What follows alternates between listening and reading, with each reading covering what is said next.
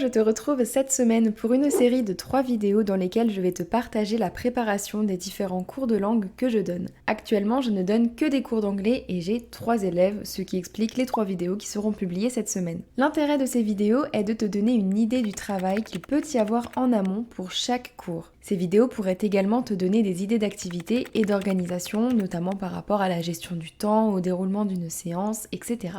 Je te partagerai ainsi des conseils et les sites qu'il m'arrive d'utiliser.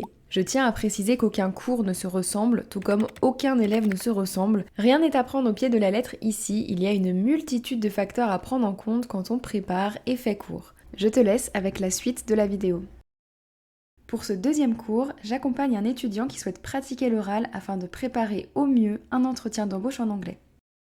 Je vais commencer avec les questions de début de cours sur notamment ce qu'il a fait ce week-end. Il faut que je check les actualités du monde du foot, notamment avec l'Euro là maintenant. Pourquoi je parle de foot? Tout simplement parce que l'élève que j'accompagne regarde le football et comme il y a en ce moment l'Euro, je prends le temps de m'intéresser à cette grosse actualité. Ça me permet tout simplement d'avoir une vraie discussion entre guillemets parce que quand les deux personnes sont un minimum renseignées sur un même sujet, il est plus facile d'approfondir la conversation. Et comme à chaque fois pendant les cours, je note les points de grammaire, de conjugaison, de vocabulaire, tout ça, sur lesquels il a un peu de mal. La dernière fois, j'ai relevé comparatif superlatif, how much et how many, le present perfect, la différence entre since, for et ago. Honnêtement, je me prends beaucoup moins la tête qu'au tout début quand je donnais des cours.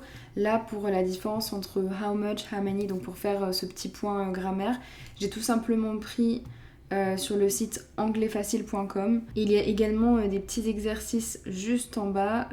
Ce sont des phrases avec donc ce choix-là entre how much, how many.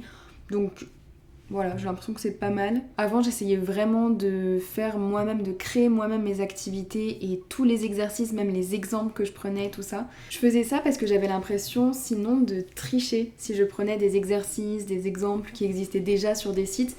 Mais en fait, je me suis rendu compte que non. J'aime beaucoup créer des activités, j'aime beaucoup créer des séquences, j'aime beaucoup créer des visuels, tout ça. Donc ça m'arrive de le faire.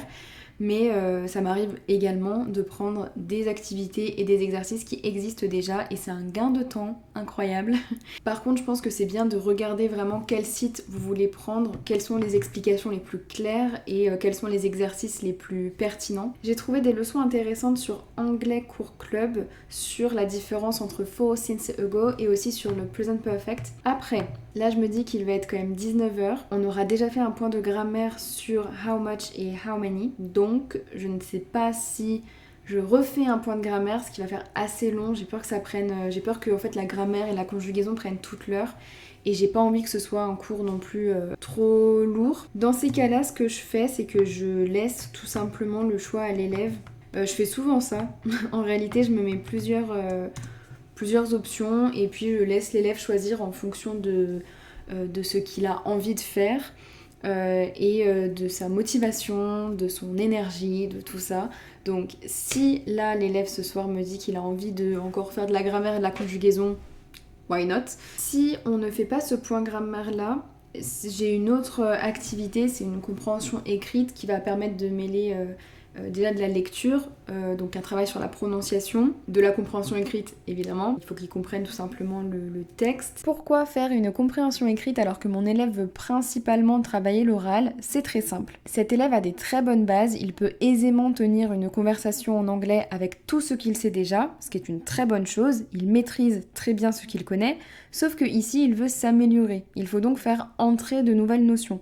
Et il ne peut donc pas simplement utiliser ces nouvelles notions à l'oral puisqu'il ne les connaît pas, il faut les lui implémenter dans un premier temps. Pour ce faire, il faut lire, regarder des vidéos, peu importe, en tout cas il faut consommer du contenu et s'interroger sur des possibles nouveaux mots de vocabulaire, nouveaux temps, nouvelles règles de syntaxe, etc. etc. L'avantage avec l'écrit ou avec un support quelconque, c'est qu'il sera plus facile pour l'élève de cibler ses difficultés. Étant donné qu'il aura des exemples concrets en face de lui, ce sera plus facile pour lui d'expliquer ce qui le bloque. Le texte que j'ai choisi pour la compréhension écrite, c'est un texte que j'ai pris sur lingua.com dans la section anglais des affaires et c'est un texte sur Henry Ford, qui a révolutionné le travail en usine. Ça permet donc de voir du vocabulaire spécifique à ce milieu-là, donc tout ce qui est usine, tout ça, donc c'est pas mal. Petit récap de cette préparation de cours, je n'ai évidemment pu te partager que les activités que je peux préparer en amont parce que la leçon repose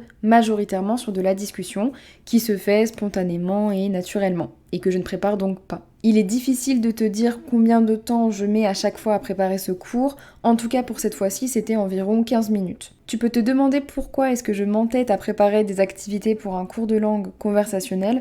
En réalité, j'utilise ces activités-là comme support parce qu'il se peut que tout simplement on n'ait plus rien à se dire, ou pour voir une nouvelle règle de grammaire, de syntaxe avec laquelle il a des difficultés, comme j'en ai parlé tout à l'heure. Si tu veux d'autres idées d'activités pour des cours de langue conversationnelle, je te renvoie vers la vidéo que j'avais publiée à ce sujet. C'est tout pour cette vidéo, j'espère qu'elle t'aura plu et je te revois vendredi pour la dernière vidéo de cette série.